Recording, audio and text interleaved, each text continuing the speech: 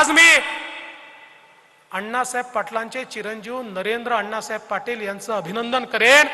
अरे आम्ही त्या ठिकाणी अण्णासाहेब पाटील आर्थिक विकास महामंडळाची घोषणा केली, त्याला आम्ही निधी दिला।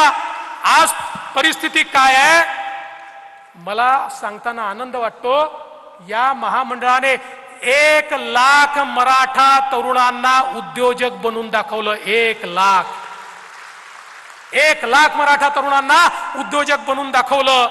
आज सारथीच्या माध्यमातून ज्यावेळी तरुण पुढे येतात म्हणतात सारथी होतं म्हणून आम्ही आयएस झालो, मला आनंद होतो, आम्हाला सगळ्यांना आनंद होतो, कारण आपल्या सरकारने सारथी सुरू केलं, पवार साहेबांच्या आणि उद्धव ठाकरेंच्या सरकारने सुरू केलेलं नाहीये। पण बंधू भगिनींनो, जे काही आंदोलन चाललंय, मनोज जरांगे पाटलांना माझा सवालच नाहीये। माझा सवाल उद्धव ठाकरे, शरद पवार साहेब आणि नाना पटोले यांना आहे। आणि सोपा सवाल आहे की तुम्ही एकदा हे जे आंदोलन चाललेलं आहे या आंदोलनामध्ये तुमची भूमिका स्पष्ट करा। तुम्ही सांगा की मराठा समाजाला ओबीसी मध्ये आरक्षण देण्याकरता शरद पवार साहेब, उद्धव ठाकरे साहेब आणि नाना पटोले साहेब तुमचं यश आहे का, तुमचं समर्थन आहे का? एकदा हे स्पष्ट करा। ही दुटप्पी भूमिका सोडा। चित भी मेरी पढ़ भी मेरी, खड़ा तो मेरे बाप का, ही जी भूमिका तुम्ही मांडताय ही सोडा। या ठिकाणी मराठ्यांनाही वेडं करायचं, ओबीसींनाही वेडं करायचं, दोघांनाही झुंजवत ठेवायचं, दोघांनाही भांडत ठेवायचं।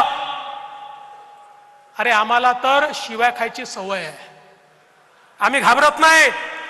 आणि समाजाला न्याय देण्याकरता किती शिव्या खाव्या लागल्या तरी आमची त्याची तयारी आहे, पण तुमचा बुरखा फाडल्याशिवाय राहणार नाही। हा खोटारडे म्हणा, हा समोर आणावाच लागेल। आणि हा जर आला नाही, ये पब्लिक है, ये सब जानती है। बंधू भगिनींनो, खरं म्हणजे आज आपण एक गोष्ट लक्षात घेतली पाहिजे। या निवडणुकीमध्ये जसा एक फेक नरेटिव्ह आपल्या समोर आला, तसंच एक वेगळ्या प्रकारचं कन्सॉलिडेशन देखील आपल्या समोर आलेलं आहे। भारतीय जनता पक्षाने कधी जाती धर्माचा विचार केला नाही। आमचं जे हिंदुत्व आहे हे व्यापक हिंदुत्व आहे।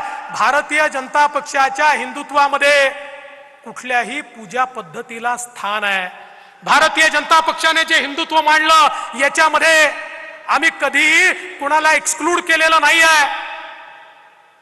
या भूमीला जो आपली जन्मभूमी मानतो, कर्मभूमी मानतो, आणि या देशाची मानक मग प्रभू श्रीराम असतील किंवा छत्रपती शिवाजी महाराज असतील, ही मानक जो आपली मानक मानतो, असा कुठलाही व्यक्ती, जात असो, धर्म असो, पूजा पद्धती असो, तो कुठेही त्या ठिकाणी पूजा करणारा असो, असा प्रत्येक व्यक्ती हिंदू आहे हे मानणाऱ्यांपैकी आम्ही आहोत।